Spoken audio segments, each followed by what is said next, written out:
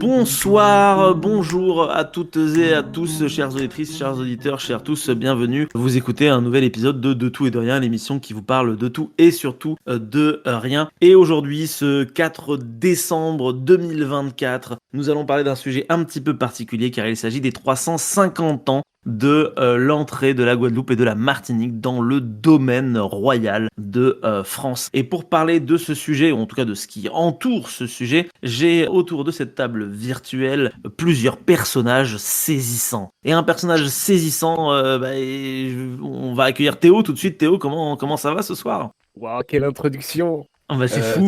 Ça va. Ça va, Voilà. c'est vrai. Bah, écoute, ça me fait plaisir que tu ailles bien et ça me fait plaisir que tu es là. Tout comme Franck, ça me fait plaisir aussi que tu sois là ce soir. Tu vas avoir plein de choses intéressantes aussi à nous raconter. Donc merci à toi pour ta venue. Salut. Et enfin, en guest ce soir, qui n'était pas prévu au programme, mais qui arrive tel le héros à la fin de l'épisode, c'est Nicolas. Nico, bienvenue à toi. Et salut à toutes et à tous. Oui, c'est vrai que c'était totalement imprévu. Je n'ai rien à vous raconter de particulier ce soir.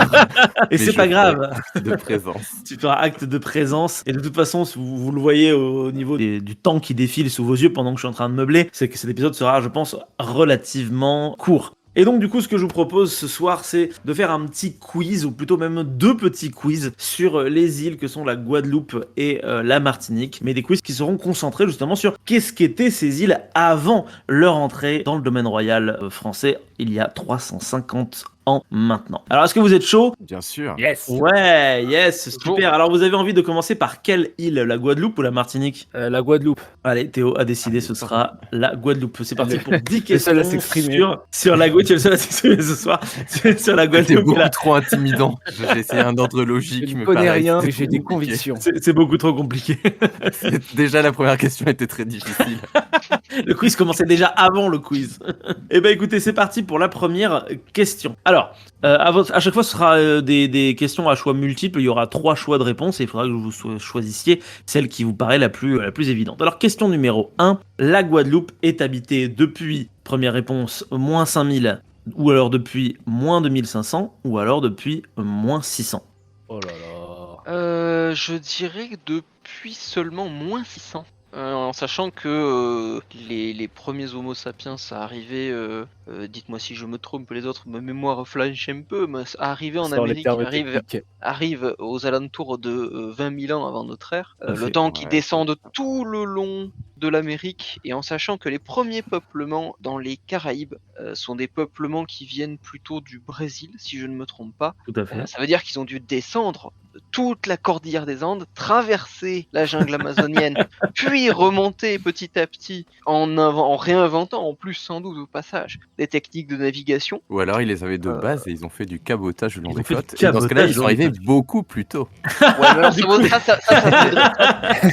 voudrait J'essaie d'aiguiller. dire- Hein. Ouais, mais alors ça. Est-ce que ça tu as la voudrait réponse du coup? dire- D'accord.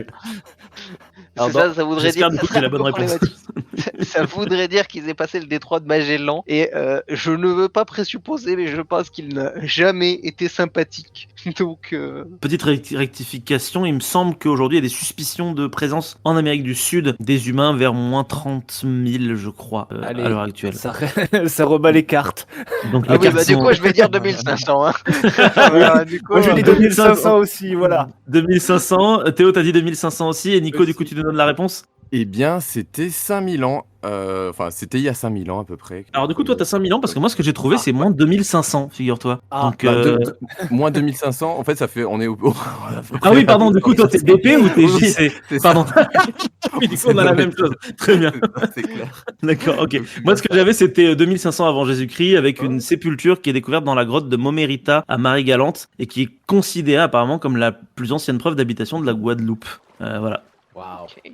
Ouais, c'est Donc, ça, ça nous fait remonter à très loin. Ça nous fait remonter à assez loin, ouais, finalement, curieusement. Une deuxième question qui est aussi, du coup, où je pense que Nico a sans problème trop la réponse. Quel est le nom de la culture présente dans une large partie des Caraïbes avant l'arrivée des colons? Réponse 1, les Mayas. Réponse 2, les Aztèques. Ou réponse 3, les Arawaks. On va les Arawaks. C'est de la troisième, je peux. Donc les Arawaks aussi, Théo? Ouais. Et du coup, Nico, ta réponse, et je pense que tu nous apporteras des précisions encore plus grandes sur cette idée. Ouais, alors en fait, si on était je pense, même il y a 30 ans, à mon avis, Arawak aurait été la bonne réponse. Mais il faut savoir que les études en anthropologie, archéologie, surtout de cette zone, en fait, elles évoluent extrêmement vite. En fait, ce qu'on appelait les Arawaks, je crois que d'ailleurs le terme a été utilisé en anthropo au début du 20e, un truc comme ça. Je crois qu'il y a même des bouquins d'histoire où on t'apprend un peu les Arawaks, tout ça, enfin qui datent d'avant la guerre. Du coup, en fait, on a une précision qui est beaucoup plus efficace maintenant. Et en fait, Arawak, c'est un terme qui est vraiment très englobant, qui ne veut plus dire grand-chose à notre époque. Et du coup, en fait, on distingue plusieurs cultures qui se succèdent Dans la notamment culture, dans le temps, que l'on définit notamment via une technique très rudimentaire en archéologie, qui est bien principalement l'étude de la céramique.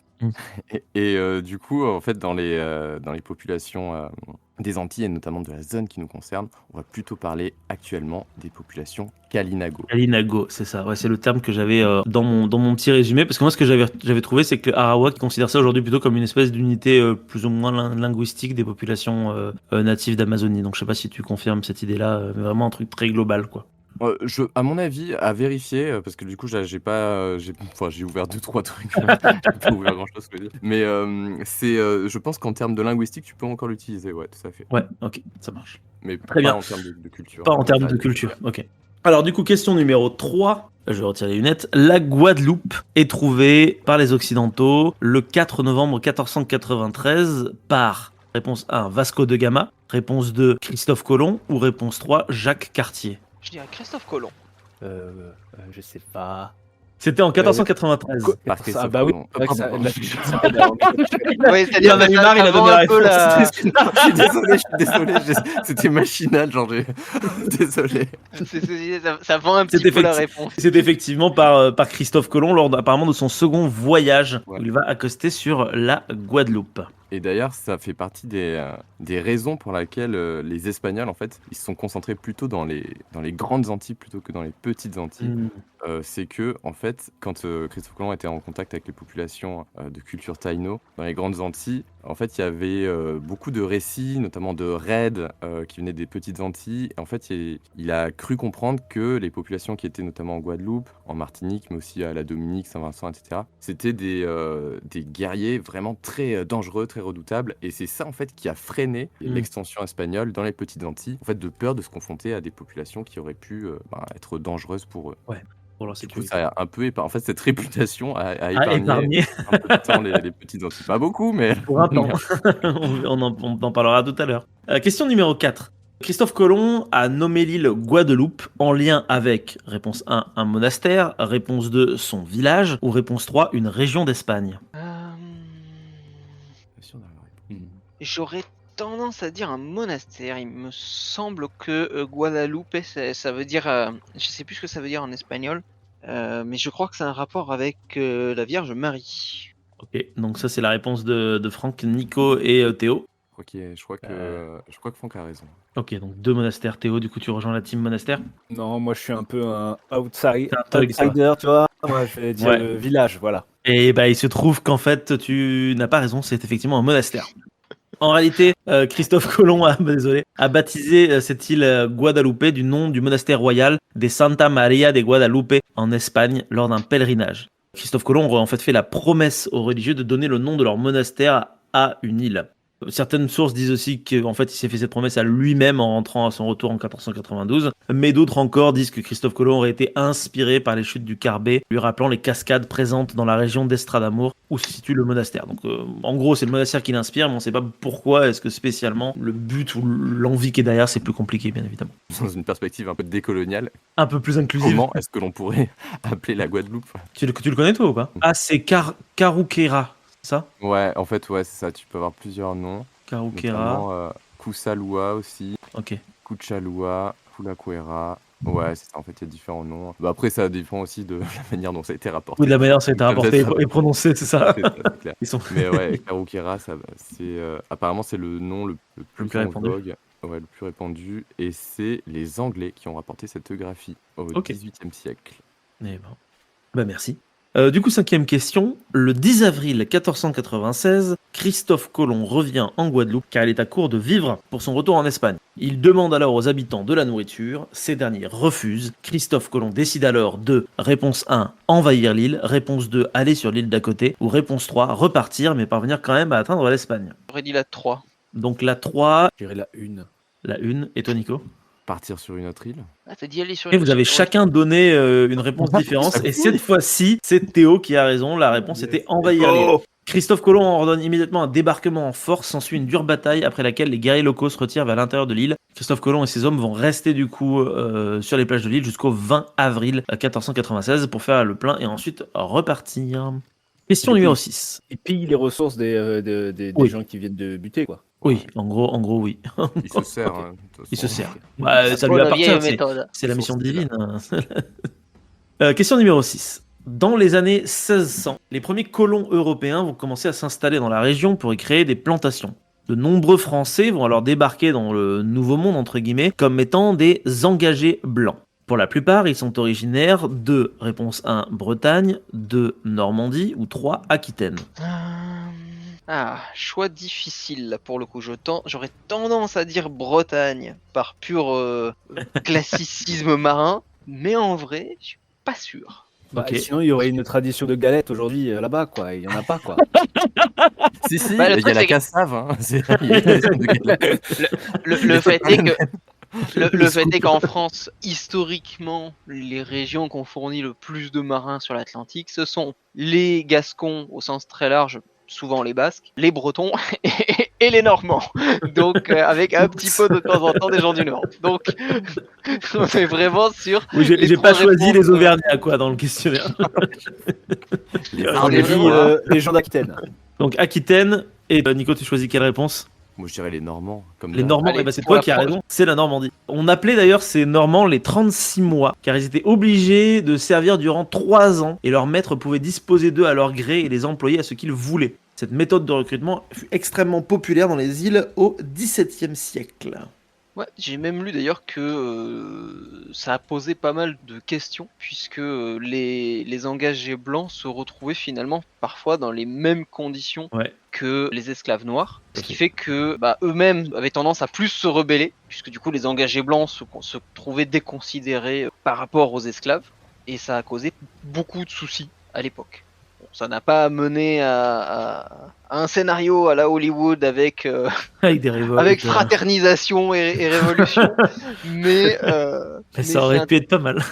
mais c'est intéressant parce que ça montre aussi que les styles de colonisation ils sont aussi liés aux économies qui sont mises en place. Bien sûr. Les premières économies avec les engagés blancs, c'est parce qu'en fait il y a besoin, c'est des plantations, notamment après je sais pas si je spoil la suite, mais Vas-y, des vas-y, c'est pas grave. plantations de tabac qui nécessitent moins de main d'œuvre que les plantations de sucre, de mémoire, et qui du coup font que les engagés blancs sont plus entre guillemets plus logiques dans le sens où ils sont tant qu'il y a que des engagés blancs, qu'il n'y a pas encore d'importation massive d'esclaves avec la traite transatlantique, c'est entre guillemets plus facile à gérer, d'autant plus que tu peux facilement en faire des pirates, des corsaires, des mercenaires, ou ce qu'on appelle alors dans les Antilles françaises des boucaniers. Ce Tout à qui est fait. très très pratique pour aller piller la gueule des Espagnols.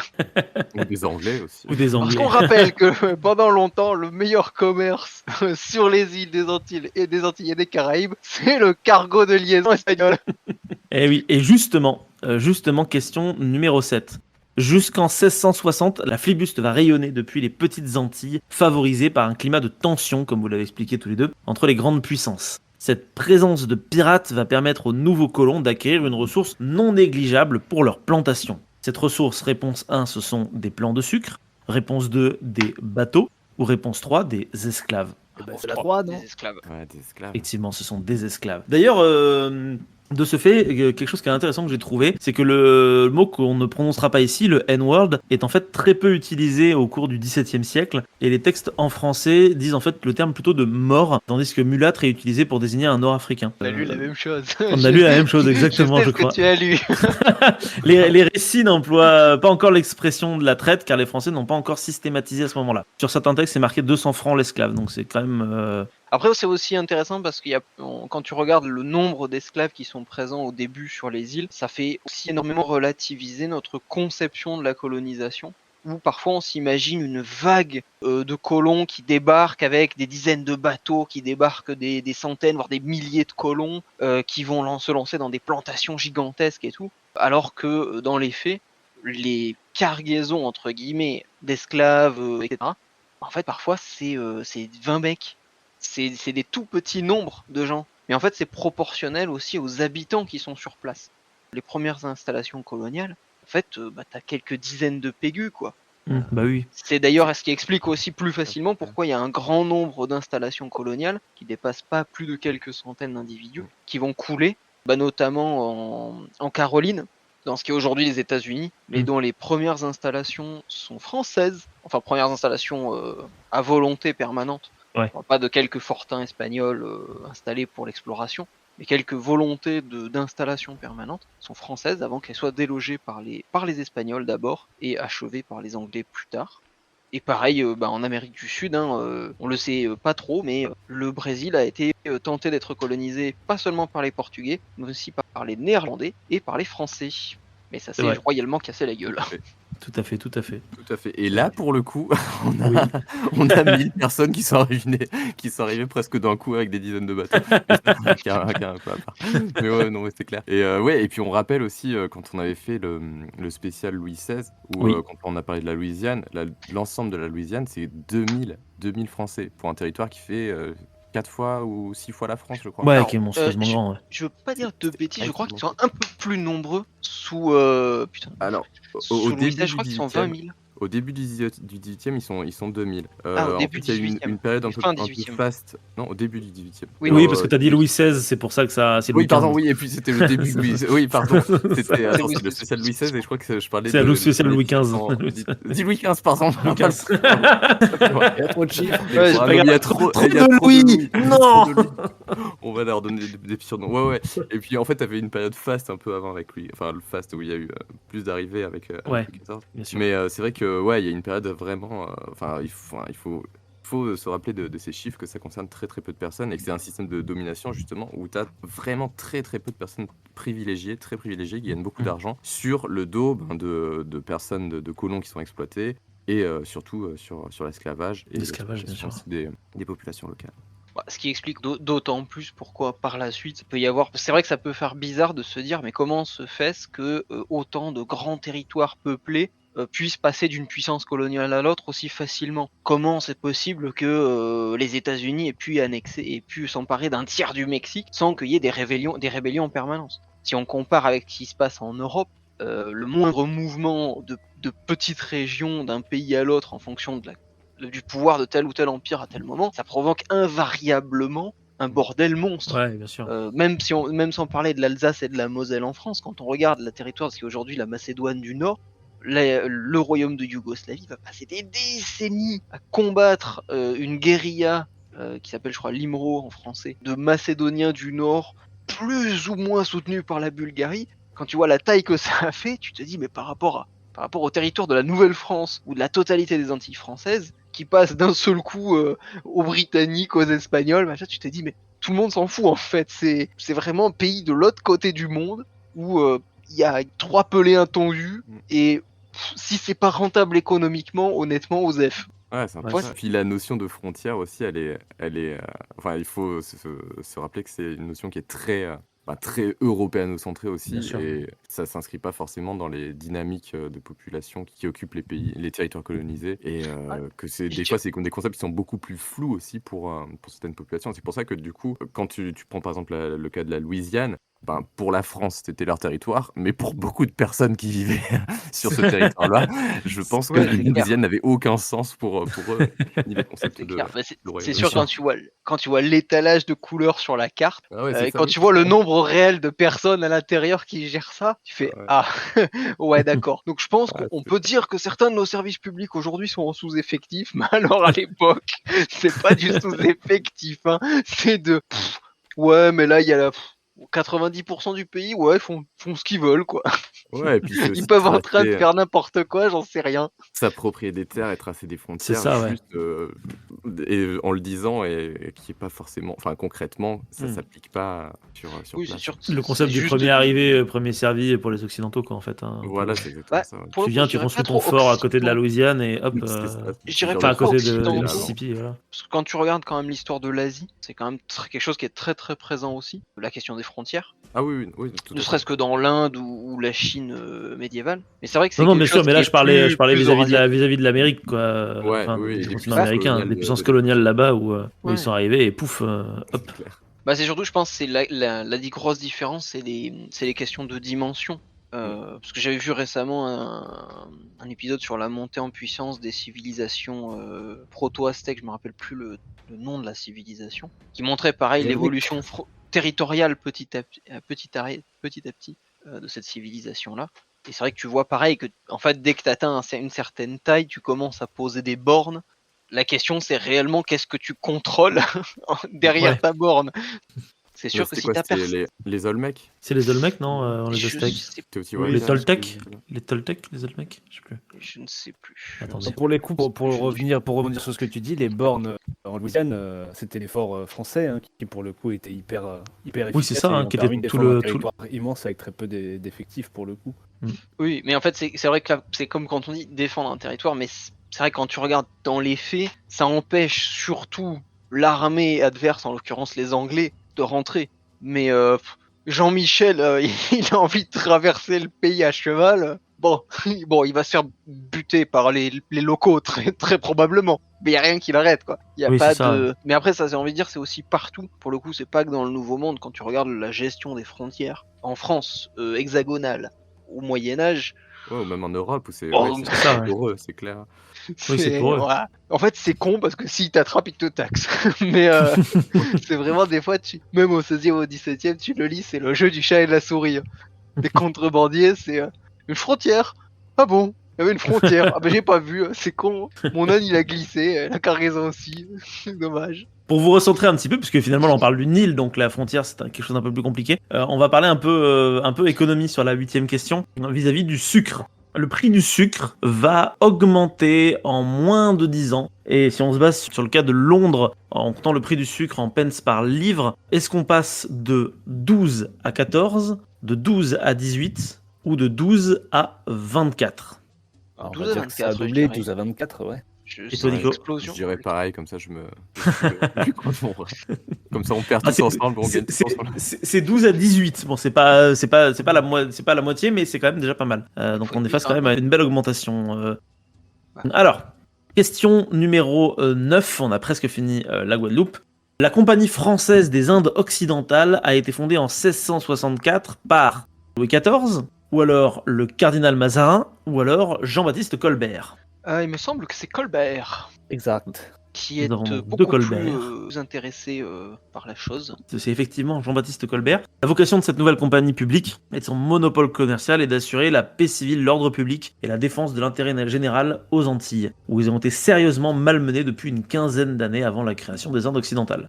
Les Indes occidentales d'ailleurs ne dureront pas très longtemps, puisqu'elles finiront rapidement par être supprimées. Et du coup justement on va pouvoir passer à la 10e question.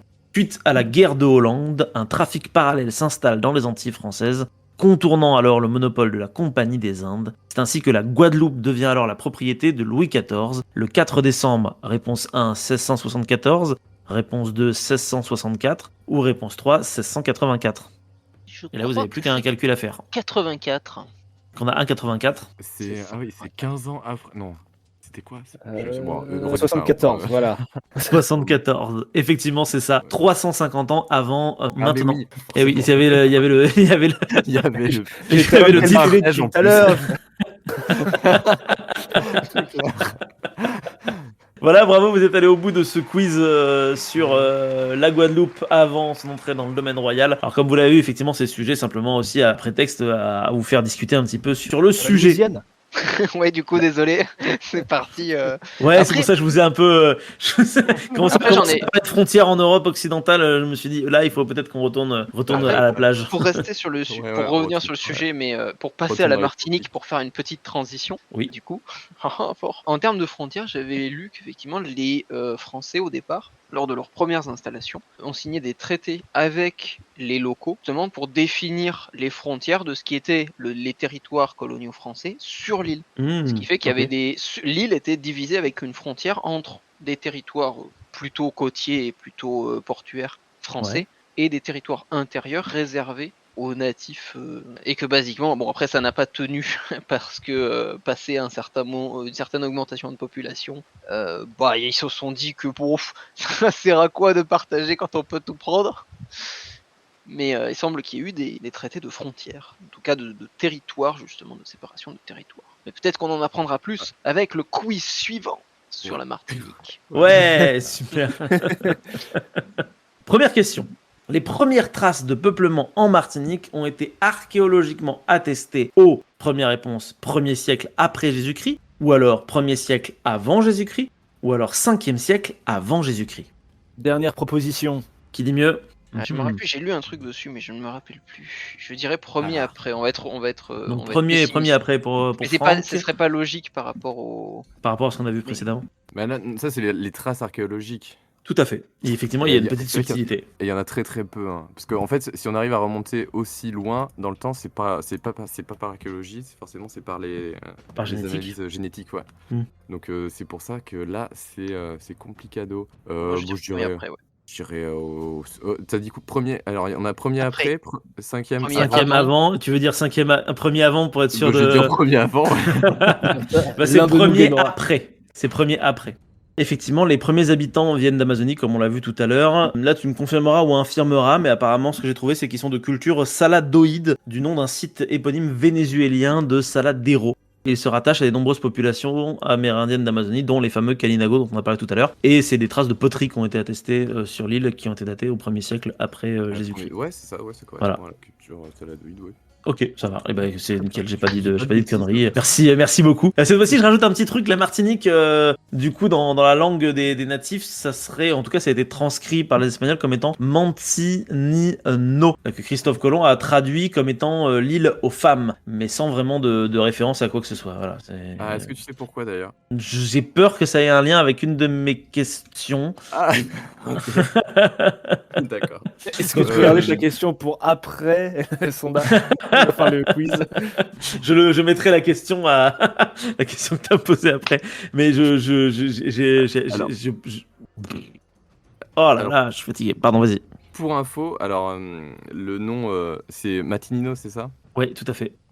Qu'il a, si c'est Christophe Colomb, il a obtenu auprès des populations des Grandes Antilles, Ok. donc qui n'étaient pas de la même culture que les populations des Petites Antilles. Et donc Ils sont- le nom Ok. Kalinago pour la Martinique, ce serait éventuellement, Ouais. là ça va être compliqué à prononcer, Oh là là. on a Johanna Kaira. Ah oui, d'accord. Ok. Bah alors du coup, ça c'est une question que j'ai. Ah merde, pardon, excuse-moi. que j'ai du coup après. Ok, On dirait le nom d'une rappeuse. Johanna Kera, ouais, tout à fait. Johanna Kaira. Bah, on peut refaire cette question dans un premier temps. Ouais, tu sais quoi, je me mais du coup, tais, sinon je- non, t'inquiète. En vrai, on va Dans faire les celle-là anecdotes en après. premier. L'île est baptisée effectivement Johanna Kera, ce qui veut dire, réponse 1, l'île de Johanna, ou alors réponse 2, l'île aux iguanes, parce qu'il y a beaucoup d'iguanes, ou alors l'île de Johanne, traduit par Christophe Colomb comme ça. Réponse 2. Ouais, du coup, c'est vrai que je suis un peu pourri. Du coup, ouais, réponse Ouais. 2 du coup, effectivement. Il y a l'île aux Je iguanes, l'avais lu. et de ce que j'ai cru comprendre, Johanna, ça veut dire iguane, et Kaera, ça veut dire île, c'est ça? Ouais, c'est ça, j'ai Ok, yes. la même chose sous les yeux actuellement. Nickel. Soit dit en passant, j'en profite pour un petit truc. Christophe Colomb est le premier effectivement occidental à poser le pied sur la Martinique, ou plutôt sur Johanna Kera, mais c'est Alonso de Ojeda qui est le premier occidental à découvrir l'île lors de son expédition en 1499, mais il ne s'y arrête pas. Voilà, petite info comme ça, bonus. Mais pour le coup, on va faire un retour dans le passé, puisque en 295 après Jésus-Christ, un phénomène naturel pousse à l'exil les populations de l'île. Ce phénomène est, réponse 1, un tsunami, réponse 2, une éruption volcanique, réponse 3, un séisme. Réponse 2. L'éruption volcanique pour Franck. Les autres, vous êtes d'accord? Ouais, j'irais Alors, pareil. c'est un peu bizarre parce que le tsunami, souvent, c'est parce qu'il y a un séisme avant, donc quelque part. euh, Ouais, mais il a pu avoir lieu très très loin le séisme pour créer le tsunami, tu vois. Ouais, et puis là, c'est vrai que vu la géographie de l'île, Mhm. ouais, moi je suis d'accord avec vous. Donc deux éruptions volcaniques. Théo, tu les rejoins? Oui, allez. Effectivement, c'est une éruption volcanique. En 295, l'éruption de la montagne Pelée décime une grande partie de la population locale. Les natifs ne reviendront sur l'île que vers 400 après Jésus-Christ. Voilà, donc Ouais. une grosse phase où il y a personne, quoi. Question numéro 4, qui est une question qui est un peu rigolote, un peu bonus. Il y a une personne qui est appelée l'anonyme de Carpentras, qui est l'auteur du plus ancien document connu, document bien évidemment écrit et occidental, hein, sur la Martinique. Il rapporte dans ce document-là son séjour dans l'île avec un équipage de flibustiers dirigé par un Français qui s'appelle, réponse 1, le capitaine Ferrer, réponse 2, le capitaine Fleury, ou réponse 3, le capitaine Giacomello. Capitaine Fleury, hein, Ferrer, c'est Ah pas ouais, français. j'imagine. Hein. Effectivement, c'est le capitaine Fleury. Les autres, ils sont espagnols, italiens, donc. Ah, ils ont pu Alors, je migrer sais pas assez si c'est le vite, même capitaine Fleury dont tu avais déjà parlé dans une chronique. Exactement lui. C'est lui, exactement c'est ça, lui. c'est lui. Ok, donc c'est le Voilà, capitaine Charles Fleury alors. protestant, à bord de, c'était quoi, l'Espérance, je crois, son Je sais bateau. pas, j'ai pas Il y a noté. il y a plusieurs navires, et avec l'anonyme de Carpentras. Avec l'anonyme de Carpentras. Et le titre du bouquin, c'est Relation d'un voyage infortuné fait aux Indes occidentales. Par le capitaine Fleury. Ouais, c'est clair. Et ouais, non, Avec trop, le trop titre qu'il a bien. rallongé avec la description des îles qu'on y rencontre par l'un de ceux qui Ouais. fit le voyage en 1618-1620.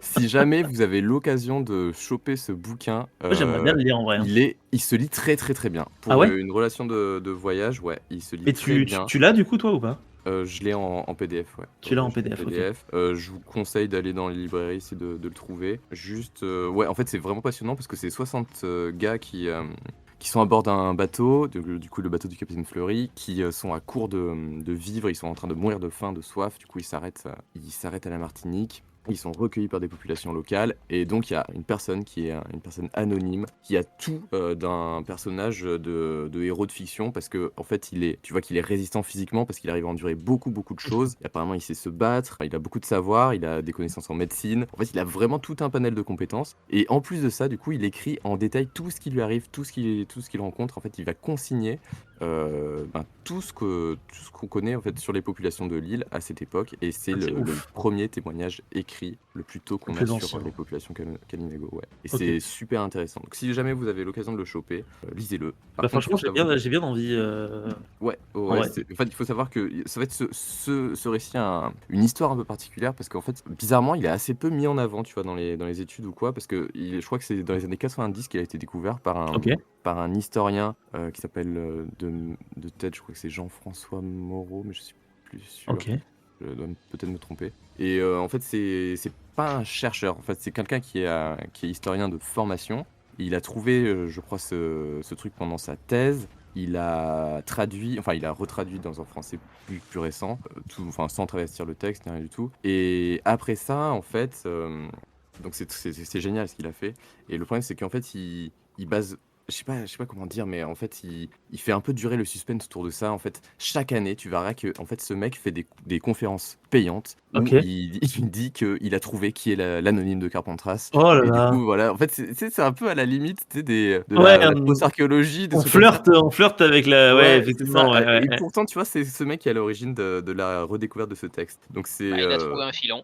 Ouais, il a trouvé un c'est ça, filon, il a ouais, il vraiment trouvé l'exploite, son ouais. filon. Et il exploite à fond, à fond, à fond. Donc si vous voyez des conférences de ce mec, bah, n'y allez pas, mais achetez quand même sa traduction. Achetez le bouquin. Parce que pour le coup, c'est intéressant. C'est Ok, ça. bah, merci beaucoup du conseil, Nico.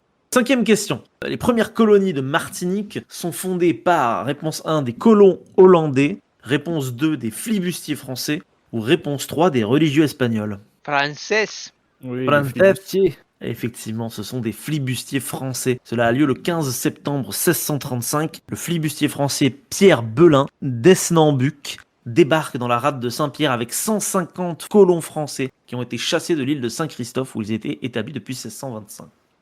Question numéro 6. En 1658, un conflit éclate entre les natifs de l'île et les colons, car, les natifs accueillaient les esclaves marrons en fuite, ou alors les natifs ont attaqué un monastère, Ou alors, premier arrivé, premier servi, les colons veulent les terres des natifs. Et l'option 3. Et ben c'est là Voilà. où c'est rigolo, c'est qu'effectivement c'est l'option 3, mais que l'excuse à l'époque c'était de dire que les natifs recueillaient des esclaves marrons en fuite. Donc oui, voilà, c'est y c'est avait- triché Je pense qu'on en pour a- prendre. On Il y en avait a aussi- parlé tout à l'heure, je crois. D'ailleurs, justement, c'était cette histoire de frontière sur la Martinique. Ah oui, c'était vis-à-vis Parce de qu'en ça. fait, la frontière était, il y avait un territoire établi Ouais, qui tout à était fait. censé appartenir aux Okinago. populations caraïbes. Et en fait, le truc, c'est quand le conflit a éclaté, il me semble, si je dis pas de bêtises, mais il faudra à vérifier, c'était pour s'approprier des territoires de chasse qui étaient plus productifs, qui étaient détenus justement par les populations locales. Et Mm. du coup, c'est comme ça qu'ils sont venus à les chasser.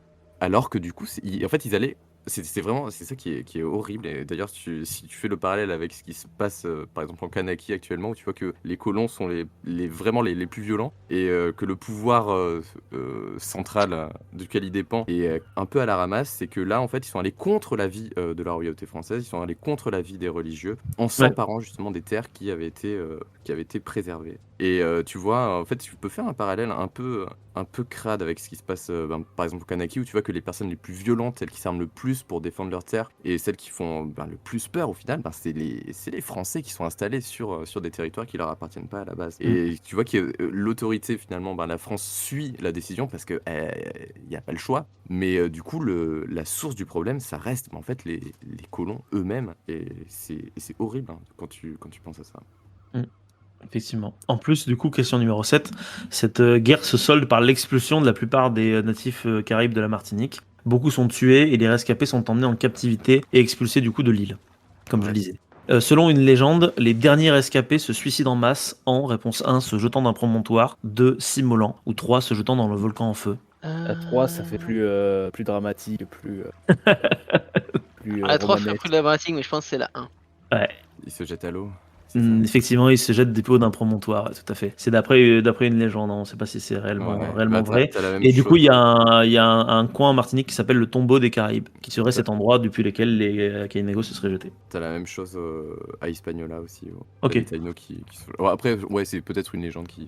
Oui, qui au final s'est répandu parmi tous les colons occidentaux un peu c'est un partout truc dans les un Caraïbes. peu dramatique. Un peu. Ouais, c'est hyper dramatique. Hein. Il y a une photo, une gravure de ça que j'avais trouvé quelque part, mais que je vous montrerai peut-être plus tard. Si, Et d'ailleurs, ce qui est ouf, si c'est je que le retrouve. le moment où les colons s'approprient les terres et massacrent les locaux, je crois qu'on est 15 ans ou 25 ans après l'épisode de l'anonyme de Carpentras qui débarque sur l'île. Donc en fait, tu vois que les durées sont extrêmement courtes, où tu passes d'une île où il y a rien, où il y a aucun colon, à un massacre total. Et ça s'est fait très très très vite pour la Martinique. C'est un peu... Pardon, je fais tomber mon micro. Je sais pas si vous m'entendez toujours. Oui, on t'entend. Oui. On a juste entendu ploum ploum dans la foulée, mais Ok. on t'entend. Ouais, du coup, la temporalité, elle est assez dramatique. Alors, question numéro 8. En 1660, sur 5263 habitants de l'île, les esclaves noirs représentent, réponse 1, le quart, réponse 2, la moitié, ou réponse 3, le tiers. Tiers, ouais. On a deux tiers. La moitié. Attends, c'est le quart. Ouais, non, Le quart, la moitié ou le la tiers. moitié. La moitié pour Nico, le tiers pour Théo et Franck. Je dirais la Non, moitié. La moitié, effectivement, c'est la moitié, soit 2683 esclaves au total. Bien joué. Question numéro 9. En 1674, Louis XIV crée un impôt un peu spécial qui entraîne la faillite des producteurs de, réponse 1, coton, réponse 2, tabac et réponse 3, sucre. Tabac, effectivement. Tu l'as dit avec tellement d'aplomb que je ne peux que acquiescer. C'est pas du tout ça, mais Non, c'est la ferme, c'est ce qu'on appelle le principe de la ferme ferme du tabac, pardon, qui est une taxe du coup qui date du début du XVIIe siècle. C'est Richelieu qui va la mettre en premier et du coup que Louis XIV va ensuite récupérer pour son compte, entre guillemets. Donc c'est des trucs qui sont un peu complexes, mais en gros ça va créer des soucis, ça va entraîner rapidement la ruine du tabac français. Voilà, le tabac produit en Virginie par les grands planteurs jacobites, moins taxés, pourront profiter du coup de la contrebande dans la foulée. Mais ça c'est une autre histoire. après, de mémoire, c'est d'ailleurs aussi pour ça que le sucre va se développer. Ouais, tout à fait. Va assez prendre rapidement. le dessus. Ouais. Puisque la grosse différence, c'est que le tabac était beaucoup produit par des, entre guillemets, des petits producteurs. Parce que les fermes n'avaient pas besoin d'être très très grandes pour être productives. Là où par contre le sucre va s'industrialiser. Ce qui va nécessiter une main-d'œuvre pas Main-d'œuvre chère conséquente. et en quantité. C'est Ce ça. qui va entraîner le développement massif. Et ouais, De l'esclavage. dans certains commerces, tout à fait, tout à fait. Question numéro 10. La bataille du Rhum est, réponse numéro 1, une bataille symbolique entre les producteurs de sucre et les producteurs de tabac. Réponse 2, une bataille entre les Français et les Hollandais pendant la guerre de Hollande. Ou réponse 3, une bataille entre des pirates et les troupes royales de Louis XIV. J'ai trop envie de répondre à 3, mais je pense que c'est la 2. Pareil. La 2 aussi, ouais. Ouais, c'est effectivement la 2, tout à fait. Elle s'appelle en fait aussi la bataille du Fort Royal. C'est un événement de la guerre de Hollande, c'est le 20 juillet 1674. Une force commandée par l'amiral Michel de Rutier tente en vain de prendre la Martinique, défendue par la garnison française du chevalier de Sainte-Marthe, retranché dans le Fort Royal de la Martinique. Et cette bataille va marquer la fin de la velléité hollandaise dans les Antilles. Et c'est comme ça que s'achève ce deuxième quiz que j'avais à vous offrir aujourd'hui, messieurs. J'espère qu'il vous aura plu et que vous aurez appris 2-3 petits trucs. Moi, j'aimerais surtout vous remercier parce que vous avez quand même pas mal complété tout ça, rajouté toujours des petites informations croustillantes. Bravo. Bon, merci à toi quand même d'avoir fait ça. Bah ouais, merci pour ces petits quiz très sympas. Mais je vous en prie. Est-ce que vous avez envie de rebondir sur un sujet ? Alors moi j'ai Là, ça un fait une mini petite sujet. Ah, vas-y Théo, vas-y. Alors, je sais plus exactement si c'est vrai ou pas. Mais donc autant je balance une fake news, enfin une fausse info. Juste qu'il me semblait que justement il y avait un côté assez sympa de se dire que la Martinique et la Guadeloupe étaient françaises bien avant le Vaucluse. Ah ouais ? Bah, techniquement, ils sont français bien avant la Savoie, bien avant Nice. C'est ça. En Bien- fait, il y a bien avant plein la de Savoie, ouais, mais alors le territoires en Vaucluse, France aujourd'hui qui en fait sont français bien après la Ah oui, bien sûr. De toute façon, la Savoie, c'est le référendum, c'est 1879, je Ouais. crois, un truc comme ça ? Ou 70 ? 1800... Non, 1800. Non, ça peut pas être 70 parce que c'est Napoléon III, Non. donc 1860... 1800. Je crois que c'est 66. Hein. 66, ouais, c'est ça. Bah, tout à c'est fait, ouais, c'est simple, c'est la guerre d'unification italienne. Donc, tout à fait. Et le Vaucluse, tout. attends. le truc, c'est que pareil, le Ok, Vaucluse... de quoi est-ce qu'on parle, en fait, J'entends ouais. l'entièreté du Vaucluse parce que c'est sûr que le Vaucluse en tant que tel est créé à la Révolution française avec la création des départements. Oui, mais c'est quoi l'ancien pays du coup? Ma question c'était ça, Et, c'est quoi c'est l'ancien la pays? Provence en fait de la papauté, etc. Et du Oui, vin. voilà, c'est Avignon. Oui, ok, Oui, c'est bah, Avignon, en fait, ouais. C'est pour ça, j'allais dire, le territoire derrière, c'est Avignon. Donc oui, Oui, c'est alors, ultra je sais plus logique. si c'est du coup Prince d'Orange qui se barre en Hollande. Par Hollande bon, c'est le duc. Il y a une histoire comme ça, mais comme j'ai pas fait mes recherches, bah je sais pas. Et ben, ça incite les auditeurs à faire. Ça incite les auditeurs à faire leurs recherches du coup de leur côté. Et dites-nous dans les commentaires si c'est un prince ou si c'est un duc, la personne d'Orange qui s'est barrée dans les Provinces-Unies. C'est Voilà, Guillaume vous me d'Orange, direz. c'est ça? Guillaume Ouais, d'Orange, je ouais. crois, ouais. Enfin, moi j'ai que le prénom, j'ai pas plus Ah, que ça. d'accord. Bah, Chacun le va truc, donner une info. Guillaume. J'allais dire la maison d'Orange, c'est maison régnante aux Pays-Bas pendant longtemps, mais d'où ils viennent et pourquoi et à quelle époque, là par contre. C'est lui qui a fait l'orangerie à Versailles. Non, je rigole. Hein. C'est le roi d'Angleterre, Guillaume d'Orange. C'est d'ailleurs lui qui a fondé la compagnie Orangina. Ça, c'est une fausse info, par exemple. Du coup, les autres, vous avez envie de rajouter une petite info avant où on termine cet enregistrement là où on l'a commencé? Non, on peut replacer peut-être des balises Ouais. temporelles sur Ok. la Guadeloupe, la Martinique. Juste, d'un point de vue archéologique, c'est vrai que c'est toujours un peu délicat. Parce qu'au final, il y a assez peu de traces qui ont été laissées par les populations locales. Juste si on revient d'un point de vue peut-être historique, donc on a vraiment deux textes majeurs qui permettent d'en savoir plus sur les populations qui étaient là avant la colonisation. Donc on a l'anonyme de Carpentras dans les années 1620 et le père Raymond Breton dans les années 1660. Donc qui a passé, lui pour le coup, il a vraiment passé son temps. Alors du coup, il est arrivé à la Martinique et c'est là où il a constaté qu'il n'y avait plus personne. Et donc il est reparti vers la Dominique en passant un peu par la Guadeloupe. Et donc du coup, ça permet, il a pu consigner beaucoup d'écrits, beaucoup de textes sur les cultures et c'est lui qui est à l'origine aussi des dictionnaires français Kalinago et Kalinago français, enfin français Caraïbes et Caraïbes français, Ouais. où on peut apprendre beaucoup de choses parce que c'est quelqu'un qui était là vraiment pour ça, donc c'est assez intéressant. Donc ces 2 textes sont, si jamais vous avez l'occasion de les lire, je vous les recommande chaudement. Ok. Et puis après, vous tenir au courant de toutes les actualités archéologiques sur place. Il y a des très très beaux sites archéologiques, notamment à la Guadeloupe, où il y a des, j'ai plus le nom du site, mais où tu as des pierres qui sont gravées, encore visibles, et qui se visitent. Il me semble qu'il y a le parc archéologique de la Guadeloupe Ok, qui se visite. trop cool. Ouais, ouais. Mais surtout, il y a un truc qu'il faut absolument que vous fassiez, chers auditrices, chers auditeurs, si vous voulez en savoir plus sur les peuples des grandes et des petites Antilles, c'est aller écouter les chroniques de Nico, hein, voilà, qui Oui, sont, oui, qui c'est sont, qui sont en description, donc du coup, qui parlent de tout ça. C'est toujours très intéressant, donc voilà, n'hésitez pas à les écouter, à les partager et à les liker, bien évidemment. Voilà. Merci Marc. Je t'en prie, merci à toi, du coup. Merci parce que sans Captain toi, Fleury. Captain Fleury à votre service. Nous sommes que des anonymes. En fait, c'est toi l'anonyme de Carpentras.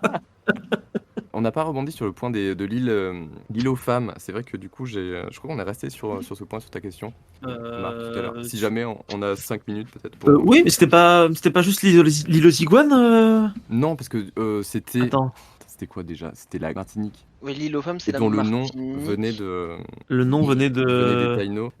Et c'est Christophe Colomb Si, qui et t'avais pas dit que justement c'était les en fait, Taïnos pourquoi qui les avaient appelés comme ça? Pourquoi l'île aux femmes? En fait, il y a une vraie raison. Ah, il y a une raison à ça. En fait, Ok. il y a Ah. potentiellement deux raisons. Bah vas-y.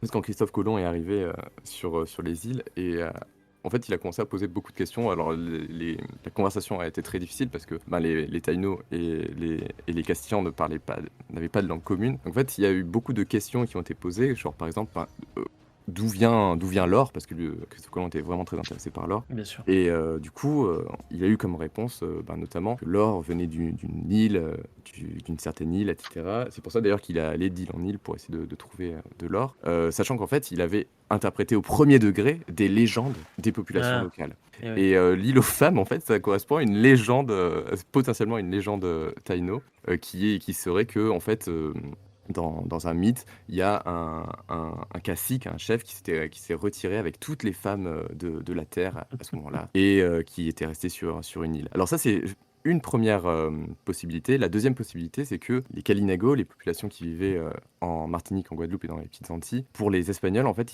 on leur avait dit, enfin, ce qu'ils ont compris, c'est que les Kalinago faisaient des raids, en fait, sur les populations des grandes Ah. Antilles pour récupérer des Pour femmes. récupérer les femmes. Alors, ils sont très très forts en raid, les Kalinago. D'ailleurs, tout au long du XVIIe siècle, ils ont raidé comme ça des comptoirs coloniaux. Ok. Ils ont amené, enfin, c'est en très grande quantité. Genre, c'est une pratique de guerre de capture. Donc, je crois qu'il y a un moment où ils ont capturé 2000 colons et esclaves, Ah ouais. esclaves noirs. Donc, ouais. Mais en fait, ils arrivent avec des dizaines et des dizaines de canaux et ils débarquent et ils capturent. Donc, c'est très très efficace. Et donc, il y avait cette croyance qu'ils venaient pour capturer les femmes des Taïnos. Du coup, ils récupéraient les femmes et ils s'en allaient. Et donc, c'est pour ça que il y a ce truc ils récupèrent éventuellement les femmes. Et ce qui est intéressant, c'est qu'il y a beaucoup d'endroits colonisés par les Espagnols où tu as des histoires comme ça de femmes qui sont capturées par des populations ennemies, etc. Et sauf que ça, c'est vraiment la version espagnole. Si on se base, en fait, du point de vue des populations locales, qui sont souvent en plus des populations qui sont matrilinéaires, donc en fait, où la femme a énormément d'importance, parce que c'est elle qui va transmettre la lignée. C'est le cas des Taïnos, c'est le cas aussi, par exemple, des Zapotèques, où on a exactement ce genre de légende. En fait, si on se place du point de vue des populations locales, en fait, c'est Ouais. pas du tout des raps de femmes, c'est pas du tout des vols de femmes, c'est des échanges. sortes de mariages, Mariages. d'échanges. Ah oui, J'ai arrangé mariage. des trucs tout à fait, genre qui s'inscrivent dans des pratiques commerciales ou diplomatiques. Donc c'est assez rigolo, la manière, tu vois, Non, ça a été traduit. c'était traduit et donc tu es biaisé en fait par ta propre culture quand on t'amène des Ah, c'est coutumes rigolo. ou des choses. Ouais. Ouais, c'est J'avoue que assez l'information rigolo. est marrante. C'est clair. Mais après, du coup, ça te fait. Enfin, là, ils étaient un peu, d'un point de vue un peu paternaliste, en mode, bah, on va vous protéger, hein. Attention, on va dire parler vos femmes. Comme Malheureusement, ça, on a ils les qu'un seul- protègent en volant leur terre. Ouais, c'est débile. C'est pratique. Et du coup, on a qu'un seul son de cloche. Et Mais ouais, oui, mais bien sûr. l'avantage avec les apothèques, c'est qu'on a les deux sons de cloche parce qu'il y a encore Ouais. des apothèques qui existent. Qui vivent encore Et il aujourd'hui. y a une économiste qui s'appelle Lynn Stephen, où je recommande vachement aussi ses travaux, Ok. qui a beaucoup travaillé sur justement comment se structurent les populations et la place en fait de la sexualité et des relations hommes-femmes. Enfin, c'est super intéressant, Ok, cool. Voilà. Merci encore du bonus. Du coup, Franck, tu veux rebondir sur une petite chose du coup avant qu'on termine? Juste pour finir quand même, parce Ouais. que c'est la Martinique et la Guadeloupe, comme beaucoup d'outre-mer, sont des territoires où il y a toujours pas mal de soucis, notamment économiques. Moment quand même, puisqu'on est, nous sommes en novembre 2024, il y a toujours un mouvement de contestation populaire en cours à la Martinique, en lieu et cause de la vie chère. Parce que pour que vous ayez un ordre d'idée, un certain nombre de biens de première nécessité, y compris dans l'alimentation, coûtent entre 40 et 150% plus cher que dans l'Hexagone. Ah ouais. Ce qui s'avère très très compliqué pour se nourrir en fait, tout simplement. Ce qui fait que ça a déclenché quand même une grosse vague de mécontentement qui ont entraîné, malheureusement comme d'habitude, du pillage, puisque dès qu'il y a de la contestation sociale, malheureusement il y a souvent aussi des émeutes et du pillage. Et en lieu et cause, alors je ne suis pas en Martinique, donc je ne suis pas en capacité de donner tous les tenants et les aboutissants, mais ce qui semble quand même assez clair, c'est que la situation existe principalement parce que, de manière exacerbée par rapport à l'Hexagone, c'est un petit nombre de gens qui contrôlent les supermarchés principalement, mais aussi tout un tas d'autres services clés dans le privé. Ok. Et des familles qui, évidemment, par logique, on va dire, héritent depuis l'épisode colonial de nombreuses terres et de nombreux pouvoirs économiques, qui sont, semble-t-il, très largement pointés du doigt, notamment sur leurs marges, par rapport au coût final de ces produits, mais aussi à tout un tas, semble-t-il, de mauvaise gestion des taxes, notamment une qui s'appelle l'octroi de mer et une autre dont j'ai perdu le nom.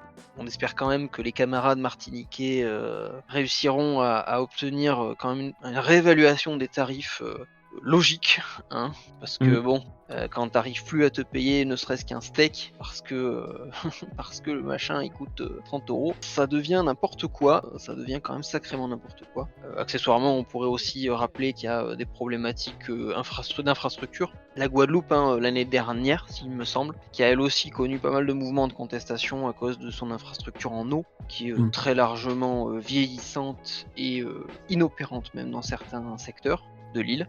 Et enfin, une problématique écologique, puisque si le tabac a été ensuite remplacé par le sucre, qui a lui-même connu une grande dépréciation avec la poussée du sucre issu de la betterave au 19e siècle, malheureusement, les modèles économiques sur les îles ont continué sur le modèle de la monoculture, qui, comme tout le monde le sait, est particulièrement efficace, notamment la culture de la banane.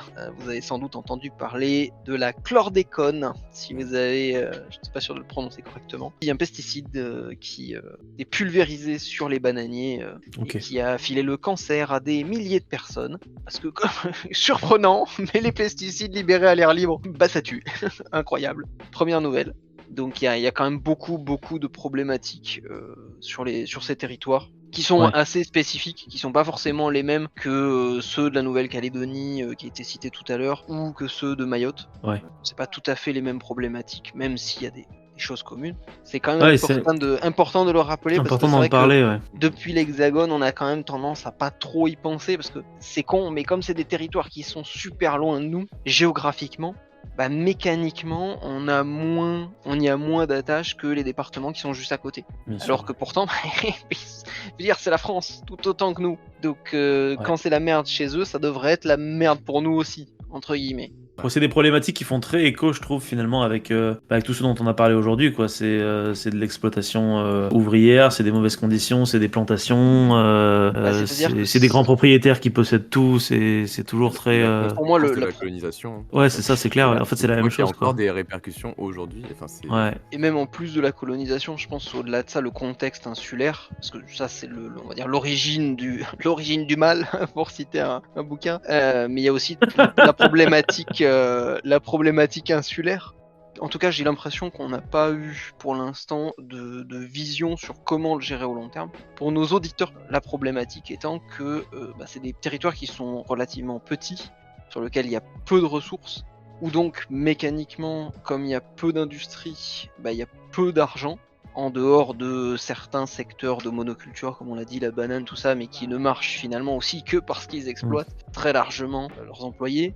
il y a toute une problématique à ce niveau-là aussi liée à l'emploi, de comment on crée de l'emploi dans un territoire qui est extrêmement excentré par rapport au centre politique et économique du pays. Comment on fait en sorte que ça profite à tout le monde? Comment on fait pour que ça soit durable?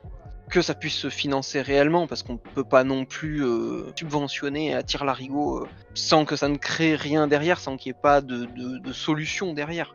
C'est ça qui est assez difficile. Après, il y avait peut-être une solution qui demanderait un État beaucoup plus interventionniste, beaucoup plus actif que le nôtre actuellement, et qui accessoirement aurait aussi la capacité de répondre à une autre problématique, cette fois-ci environnementale. C'est que je pense que tout le monde le sait chez nos auditeurs, mais on n'a plus seulement 5 continents aujourd'hui sur la planète, on en a un peu plus. La différence, c'est que les autres, ils sont pas en terre, ils sont en plastique. Et on a un énorme travail de nettoyage des océans, de remise en état de nos océans. Et je trouve un peu étrange que l'État ait pas mis en avant justement les Outre-mer qui sont à proximité, qui sont directement touchés. Alors pour le coup, la Martinique et la Guadeloupe principalement sur la zone Caraïbe, mais aussi beaucoup la Polynésie dans la zone Pacifique Sud, où se trouve un très très grand, gigantesque océan de plastique, et où il y a un chômage quand même assez massif. Je trouve assez bizarre qu'on ne se motive pas à se dire, dans ces cas-là, peut-être qu'un moyen de créer de l'emploi durable, qui soit utile, entre guillemets, qui soit très positif, et qui soit pas juste jeter des subventions tel un seigneur jetant les miettes à ses vassaux, à ses serfs. Je trouve bizarre qu'on n'ait pas cette réflexion sur peut-être monter des équipages, puisqu'aujourd'hui on a des solutions techniques qui se sont développées pour nettoyer ces océans de plastique. On a des populations en plus, typiquement la Polynésie peut-être encore plus que la Martinique et la Guadeloupe, qui ont une tradition maritime. Ce serait peut-être intéressant de mettre un petit budget pour monter des bateaux, des équipages et de commencer ce qui aurait dû être fait depuis longtemps, à savoir le nettoyage de nos océans, ce qui implique de l'emploi sur des décennies et un emploi plutôt de qualité.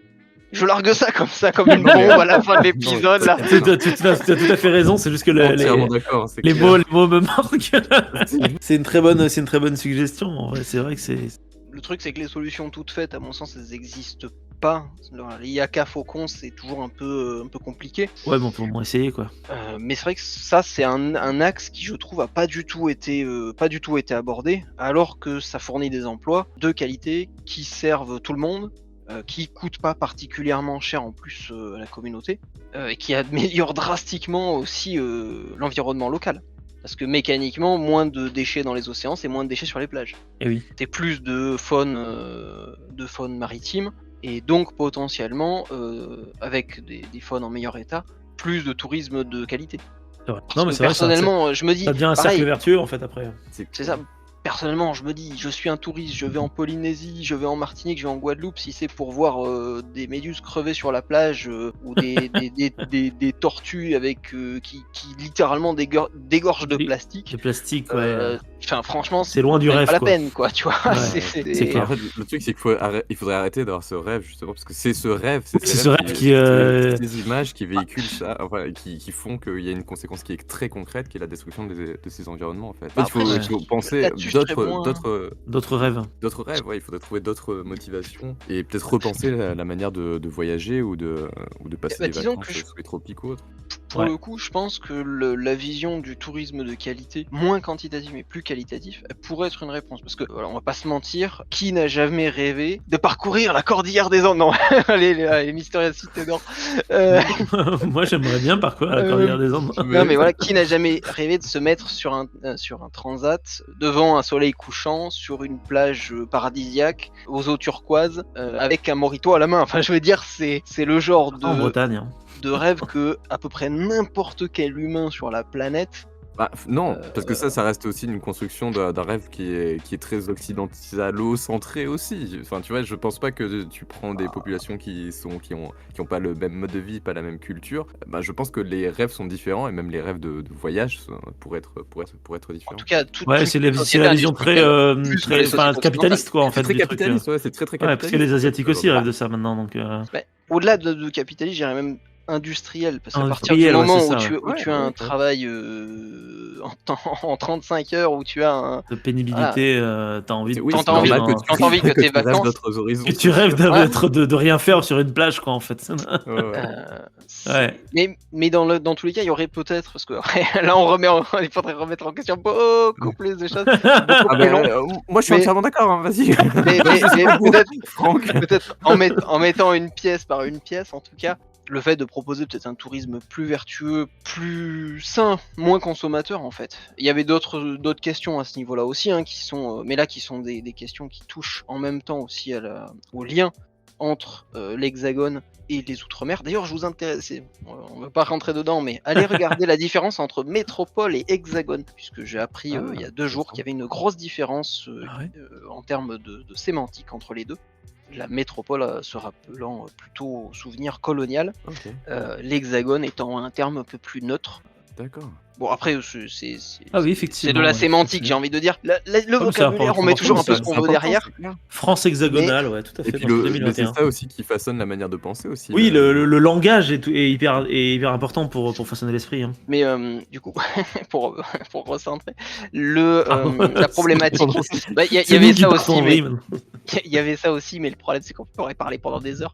C'est la question de l'avion, parce que pour avoir croisé quand même pas mal de monde à la fac, y compris martiniquais, guadeloupéens, martiniquaises, guadeloupéennes, bah tu te rends vite compte que, imagine, on décide l'avion c'est pas écolo, donc ça veut dire que t'as 2 vols d'avion dans ta vie, comme certains le proposent aujourd'hui, pour limiter la consommation. Comment tu fais ? Il n'y a pas d'université de taille, en tout cas il n'y a pas d'université de taille, il n'y a pas de ressources, il n'y a pas de vivier dans le secteur tertiaire en Guadeloupe et en Martinique pour accueillir une université de taille.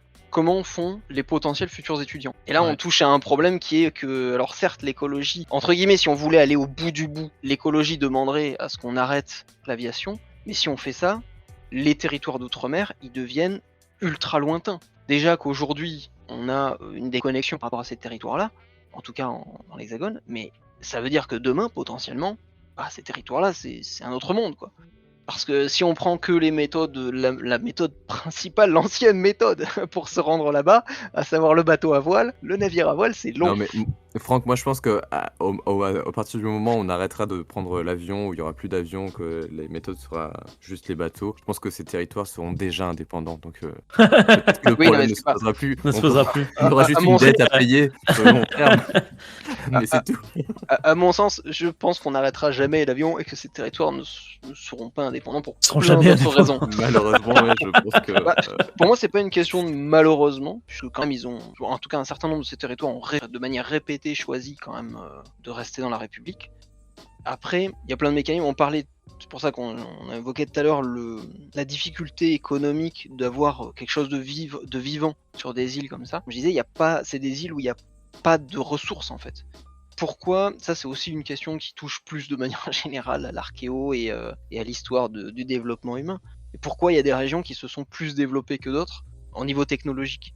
Aussi parce que dans certains coins, tu as certaines ressources qui, une fois que tu as capté comment tu pouvais t'en Alors servir ça, efficacement... Ça, c'est le point de vue de Jared Diamond et c'est quelque chose qui est très critiquable parce que si tu.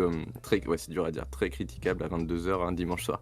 C'est assez critiquable parce que, en fait, c'est notre vision qu'on projette sur d'autres sociétés qui n'ont pas forcément besoin de développer telle ou telle technologie qu'on considère comme indispensable. Et par exemple, tu as des populations qui ont des avancées, par exemple, au niveau des mœurs, au niveau philosophique, au niveau de plein d'autres choses.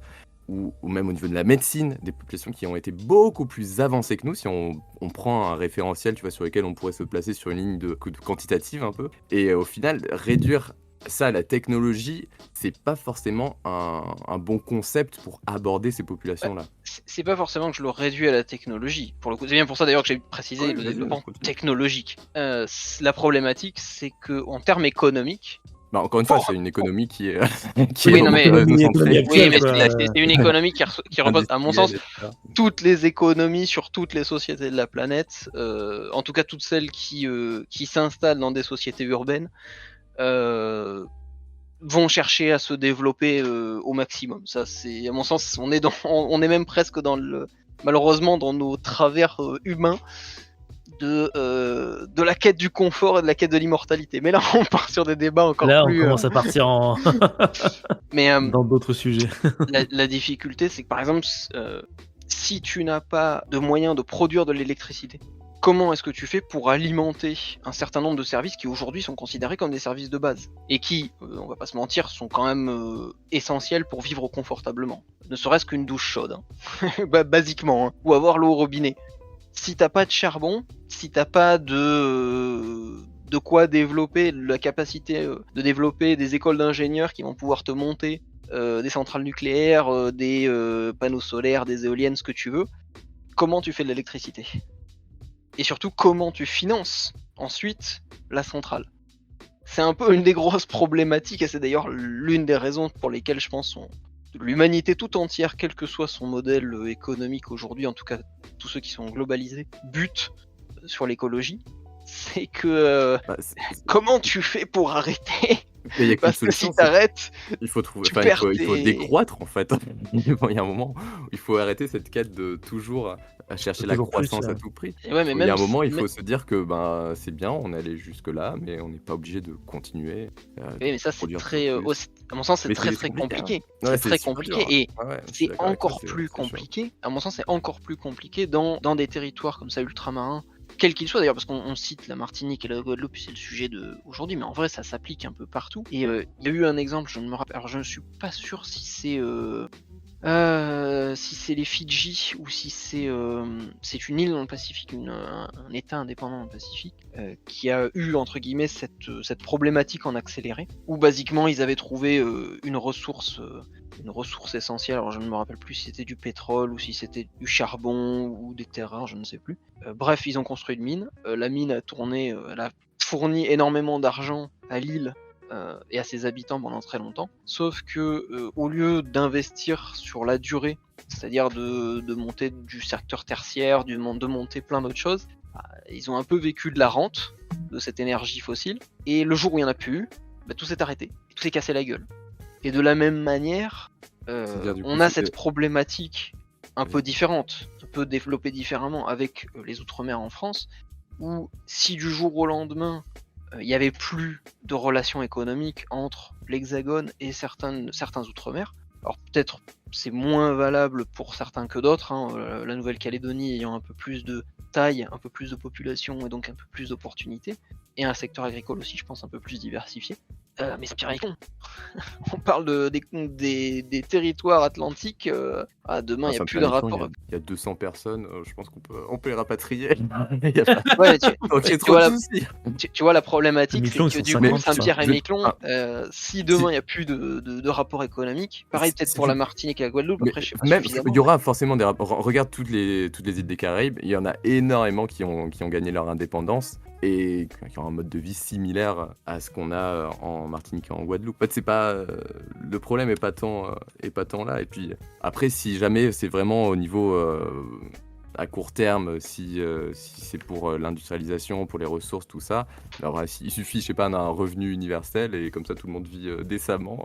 Ouais, mais ça, alors ça pour le coup, pour avoir regardé, pour avoir un petit peu regardé les modèles économiques que ça fournissait, il faut que ça soit super bien géré, sinon ça peut vite être catastrophique. Ouais, mais je veux dire, on peut toujours trouver des solutions si on s'y met un peu, tu vois. Oui, mais Après, il faut pas c'est toute trouver la des excuses difficulté. pour maintenir non plus Un statu quo. un statu quo Non, mais ou une course Ma question c'est plus comment on peut arriver à créer une économie viable sur des territoires qui, de base, ont un désavantage, entre guillemets, compétitif. Si on reste dans le Bah, modèle d'une On reste dans économie le où il faut être, capitaliste, ouais. où il Vu qu'on faut n'est pas être un minimum. spécialiste là-dedans, je pense qu'on peut regarder par exemple ce qui se fait ailleurs dans d'autres îles. Oui, ce genre de justement, choses. quand tu À mon regardes, avis, ça peut être- t'as beaucoup de. C'est un peu la problématique, c'est quand j'avais regardé. Alors, je les connais pas tous, je suis pas suffisamment pointu dans tout, mais c'est vrai qu'il y en a beaucoup qui sont juste en faillite. Il y a beaucoup de pays insulaires où il y a juste pas d'argent. Donc, si tu fais pas partie de l'élite, tu oublies, en fait. Tu oublies d'avoir accès à un paquet de services de base. Il y en a qui sont devenus des paradis fiscaux, typiquement les Bahamas. Basiquement, ça se gère parce qu'il y a des rentrées d'argent extérieur via la défiscalisation, via tout un tas de méthodes plus ou moins légales. Hein, comme nos politiques le connaissent bien. Et finalement, c'est vrai que le nombre d'îles d'îles de petite dimension, hein, j'entends. On parle pas des îles britanniques ou du Japon, mais des îles de petite dimension qui Moi, je suis Ils s'en aussi pour sortent bien. décolonialiser les îles britanniques. Hein. Alors là, il va falloir Mais m'expliquer franchement, comment on. si l'Écosse peut avoir son C'est-à-dire indépendance, qu'on- le Pays on de les Galles rend- et tout, moi je suis OK. Ah putain, j'allais dire, faut les rendre aux anglo-saxons et les normands reviennent. Non, parce que. Non, moi je suis radical un peu. Hein. Et il est 22h, du coup je vais pas trop tarder. C'est pour ça que Oui, je oui, non, mais pareil, moi aussi, je pense que là, on va commencer à mettre fin à Donc, tout il y ce a- qu'on commence à partir, on commence à parler des Britanniques, je pense que ça veut dire qu'il faut qu'on commence à mettre Oui, fin. c'est exact. Ouais, c'est ça. C'est le point. Il faudrait C'est qu'il le faut point le B. point Albion. Le point Albion, ouais, c'est ça, exactement. J'ai vu aussi que tu nous avais retrouvé le parc des Roches Gravées Oui. en Guadeloupe. À Trois-Rivières, c'est ça, à la À Guadeloupe. Trois-Rivières, c'est ça, ouais, du coup, en Si vous Guadeloupe. avez Ok, l'occasion super. Bah. de le voir, c'est très très joli. On ne sait pas, en fait, on a très peu d'informations sur les populations qui ont Ok. fait ça. Parce que ça fait partie potentiellement des premières populations qui étaient sur l'île. Enfin, en tout cas, avant les populations, avant les populations de culture Ouais. saladoïde ou de culture caillot comme les Kalinago. Ok. Donc, c'est pour ça que c'est vachement intéressant, je pense, à voir si vous avez l'occasion. Moi, Ouais, grave. tu vois, on parlait des rêves tout à l'heure, je rêverais. Toi, tu veux aller là-bas, pas pour la plage, mais pour les Les Roches Gravées. pétroglyphes, ouais. Mais c'est normal, mais nous, on est des gens un peu particuliers, je pense. Merci du coup Nico pour les précisions que tu as abordées. On va mettre fin je pense à l'épisode. Ça fait quand même 1h36 que du coup on est en train de rouler. Donc je voulais avant tout vous applaudir tous les trois pour avoir bien voulu participer à cet épisode, pour avoir bien voulu être présent avec moi ce soir. On remercie également nos éditrices, nos auditeurs qui soient d'Hexagone ou d'Outre-mer. On espère que vous allez bien chez vous et que cet épisode vous a plu. N'oubliez pas bien évidemment de partager un petit peu tout ça pour que les informations que les chroniqueurs ont données aujourd'hui puissent se répandre comme une traînée de poudre à travers le monde finalement. Et sur ce, on vous dit à la prochaine. On sait pas quand, probablement que courant décembre, il y aura quelque chose sur la Première Guerre mondiale, mais aussi normalement un hors-série sur Vasco de Gama pour rester un peu dans la thématique des entre guillemets grandes découvertes de la part des occidentaux. Sur ce, écoutez, passez une excellente soirée tout le monde. Ciao. Et bonne soirée. Merci. Au revoir. Au revoir Théo.